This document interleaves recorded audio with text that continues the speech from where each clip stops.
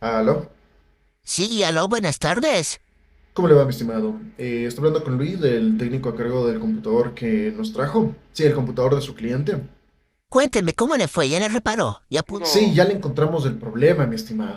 El problema está en la BIOS. La BIOS está corrupta y hay que realizar un proceso de reprogramación. Sobre eso ya le habíamos enviado incluso los precios anteriormente. Y bueno, hay que hacer reprogramación del equipo y le tendríamos listo para pasado mañana. No sé si desea que hagamos el proceso. Bueno, pues yo creo que no le hagan nada. Eso que usted me dice solo se soluciona formateando.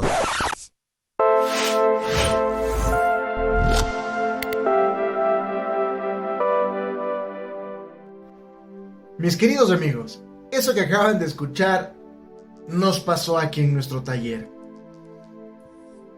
No quiero, primero que nada, hacer de menos a nadie, espero que lo comprendan, sino que se lo lleven como experiencia y como un pequeño jalón de orejas también, todos mis queridos colegas que están empezando. Vino un usuario que nos hizo entender que era técnico debido a que cuando trajo el equipo nos dijo que era el computador de otra persona que tenía un problema con el equipo, que no encendía, lo había revisado y no daba con el problema. Entonces lo ingresamos a nuestro taller para revisarlo y cuando empezamos con el proceso de análisis pudimos notar que el computador, cuando presionas el botón de encendido, solo parpadean los LEDs y se apagan inmediatamente, pero el equipo no enciende bajo ninguna circunstancia, el equipo no hace absolutamente nada. Ok, nos tomamos de la tarea de desmontarlo, de abrirlo y de analizar qué está pasando y encontramos el problema.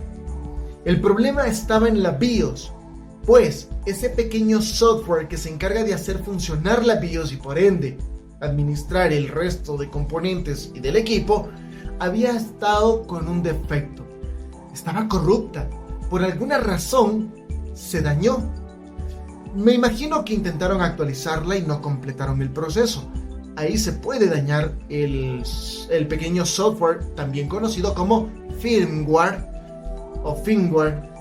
Se pudo haber, qué sé yo, detenido la actualización, apagaron el equipo de golpe y no completó el proceso.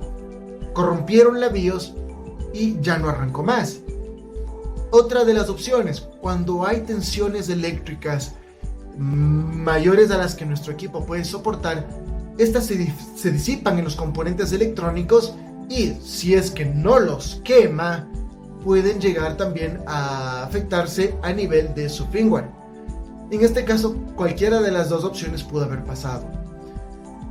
En fin, independientemente del causante, la BIOS tenía su pequeño firmware corrupto y había que reprogramar. Para reprogramar, debes conocer de programación, un poco de matemáticas y de electrónica. Hay que conocer estos elementos para poder llevar a cabo este pequeño proceso llamada reprogramación de BIOS.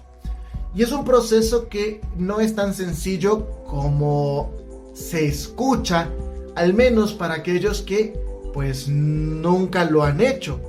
Aparte de que no solo necesitas tener estos conocimientos que mencioné, también debes contar con los equipos electrónicos para poder realizar este proceso. Esto no se soluciona, como me dijo este colega, formateando la computadora. Se soluciona formateando la computadora. Casi me caigo para atrás como Condorito cuando me dijo eso. Literalmente. Pero bueno, es entendible. Me imagino que está empezando. Y eso no le exime de entender o de saber por lo menos los puntos básicos de cómo funciona la parte electrónica y la parte del software. Debemos nosotros como técnicos, nosotros debemos obligatoriamente entender y saber cómo funciona la electrónica, incluso cuando no nos dediquemos a ello propiamente. Entonces, si yo no me dedico a la electrónica, me dedico solo a hacer mantenimientos, me dedico a formatear equipos, o sea, a la parte de software, no hago electrónica, ¿para qué rayos voy a dedicarme a estudiar o aprender eso? Y peor aún, si no tengo el dinero para comprarme los costosos equipos que se requiere. La respuesta es muy simple. Aunque tú no te dediques a reparar electrónicamente, conocer cómo funciona te va a llevar a darles diagnósticos más acertados a tus clientes. Por lo menos en un 70% acertados. Cuando no encienden equipos, tú no vas a decir, sí, no enciende, hay que formatear. Porque para nosotros los técnicos que entendemos del tema, si nos sales con una barbaridad de estas, ten por seguro que para nosotros va a ser muy gracioso. Y no es bueno afirmar algo que no se conoce por temas de seguridad propia. Es mejor siempre consultar. Si no conoces, no lo afirmes. En tal caso, pregunta. Di, ¿y si formateamos, tú crees que pueda funcionar? Eso nos va a hacer entender a nosotros como técnicos que tú no conoces y que necesitas una explicación más detallada, y con gusto te la vamos a dar. Pero si tú vienes y afirmas, como lo hizo este colega, realmente va a ser muy gracioso para nosotros. Muy gracioso. Y sí, algunos talleres tienen cámaras de seguridad que graban audio y video. Me encantaría mostrarles, pero no. Dejémoslo ahí. El asunto es que el técnico, después de la explicación que le dimos, por fin entendió que no se soluciona todo con el formato. Formatear no lo es todo, no es la cura para todo. Esto no es un paracetamol para todo. No funciona de esa forma. Y la parte electrónica debe analizarse de una manera muy distinta a la que se analiza el software. El software se verifica de otra forma, pero siempre y cuando el computador encienda. Si el computador no enciende, no puedes hacer nada a nivel de software. En este caso, es desbaratar la máquina, tener los componentes electrónicos adecuados y hacer mediciones, hacer análisis, buscar qué componentes están afectados, analizar elementos como la BIOS, verificar si su firmware se encuentra en orden. Si hay que reprogramarlo, pues se reprograma. Y en fin, hay que hacer las cosas según cada situación. Para terminar con esta situación, yo les recomiendo a todos los técnicos que están empezando, no se lancen, y eso es algo que les he dicho en muchas ocasiones, no se lancen al abismo sin paracaídas. Si no tienes paracaídas, no te lances al abismo, porque te vas a estrellar tan fuerte, que económicamente vas a perder mucho con tus clientes. Y no solo eso, moralmente te vas a decepcionar del trabajo. Si no tienes idea de cómo funciona la electrónica ni el software y te dedicas solo a formatear porque aprendiste en YouTube, ten por seguro que eso es lanzarse al abismo sin paracaídas. Sí, cuando te aprendes en YouTube a formatear y te pones un cibercafé y formateas todo lo curas formateando, eso es lanzarse al abismo sin paracaídas. ¿Cuál es el paracaídas? ¿Cuál debería ser ese paracaídas?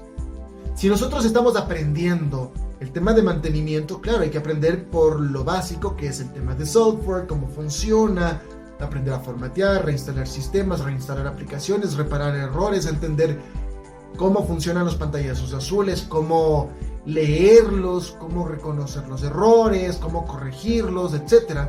Y poco a poco también ir de la mano con la parte electrónica, cómo funciona un equipo, cómo se comunican los componentes, para qué sirve cada elemento electrónico de la placa madre y cada cosa que está conectada a ella. ¿Por qué? Porque si tú aprendes estas dos cosas, como dije hace un momento, aunque no te dediques a la electrónica o aunque no te dediques al software, aprender de las dos cosas te va a ayudar muchísimo a dar diagnósticos mucho más acertados o más correctos. Eso es evolucionar en el soporte. Nosotros los técnicos, no hablo del ingeniero en sistemas, no hablo del ingeniero programador, no hablo del ingeniero en ciberseguridad, no hablo de los ingenieros de informática, no hablo de ninguno de ellos, hablo de los técnicos, independientemente de si son ingenieros titulados o de si son empíricos. El técnico como tal es un todólogo aquí. El técnico tiene que saber electrónica, tiene que saber de software. En mantenimiento, reparación de computadores, el técnico debe saber de las dos cosas para poder dar un diagnóstico coherente, hablar con coherencia, dar resultados con coherencia y pues no caer en este tipo de errores, peor aún si estamos hablando con otros técnicos. Entonces, chicos, prepárense, estudien, capacítense. Su paracaídas, nunca salten sin su paracaídas. Su paracaídas es el estudio, la capacitación, el análisis, armar bitácoras, pero el elemento más importante de ese paracaídas, de nuestro equipo de salvamento, no es ponerse un negocio inmediatamente con un par de videos que vimos en YouTube. Yo les recomiendo que procuren buscar trabajo en empresas que requieran técnicos e ingenieros. Busquen, no se den por vencidos, busquen un trabajo para aquellos que están empezando. ¿Y cuál es la finalidad de que busquen un trabajo? En una empresa. Armarse de ese colchoncito para caer suavemente. Ponerse ese paracaídas de respaldo para no golpearse duro contra la vida. Tú vas a agarrar experiencia, vas a agarrar conocimientos, vas a aprender a hacer procedimientos, vas a aprender de protocolos, certificaciones, vas a entender cómo funciona el soporte técnico y con esa experiencia que capturas, no en 30 centavos de un día, quédate un año trabajando para una empresa, agárrate de experiencia y amárrate de un poco de ese sueldo que te va a servir para, junto con la experiencia, ir comprando poco a poco todos esos instrumentos que tú vas a necesitar en tu taller, en tu centro de soporte técnico. Los centros de soporte técnico, los centros de servicio técnico especializado, no solo deben tener un montón de herramientas que no sabes usar. Debes tener el conocimiento para saber usarlas y debes entender cómo funciona la electrónica, el software y todo el soporte técnico en general. Nosotros los técnicos somos bendecidos porque somos los elegidos por el destino para reparar esos equipos, esos computadores que fueron fabricados por gigantes tecnológicos a cientos de miles de kilómetros de nuestro país. Y sin nosotros, los dueños de esos equipos no van a poder mantenerlos funcionando de manera correcta. Entonces, capacitémonos, certifiquémonos si es posible, trabajemos para una empresa, agarremos experiencia, entendamos cómo funciona y cuando estemos listos, pongámonos un negocio propio. Pongámonos un cibercafé, un taller, lo que quieran. Y empecemos a dar diagnósticos más acertados, más adecuados, que sean coherentes, que tengan sentido, que el cliente entienda y que tú no quedes mal en caso de que el cliente te diga, ¿sabes qué? No me la creo, me voy a ir a otro lado, déjame mi equipo, te pago el diagnóstico y me voy. Si ese cliente se va a otro lado y en otro lado le dicen, ¿sabes qué? Si en ese otro lugar te dijeron que había que formatear la máquina y en ese otro lugar le indicaron que no era el formato, que era instalar un driver y solucionaron el problema instalando un driver, ese cliente a ti te va a ver como un mentiroso, como un charlatán, como un fariseo, como un estafador, te va a ver como una persona ignorante, como un técnico que no sabe, que se quiere aprovechar. Es decir, tú vas a hacer lo peor para esa persona y por cada cliente decepcionado son 10 clientes que vas a perder. Porque uno le va a decir a 10 que no vayan donde ti. Y esos 10 le van a decir a otros 10 cada uno que no vayan a tu taller. Y así sucesivamente. Entonces tú vas a perder clientes simplemente por no conocer cómo funciona la electrónica o el software, aunque no te dediques a uno de los dos. Sin más que decirles, chicos, les quiero mucho, esfuérzanse, sigan trabajando.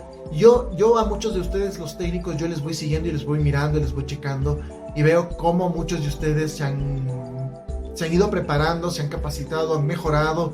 He tenido varias conversaciones con algunos y en la forma en cómo conversan ahora sobre los temas de la tecnología, el soporte y afines, pues hay una gran diferencia. Y eso es bueno, porque ya vamos entendiendo cómo debemos trabajar dentro del soporte técnico.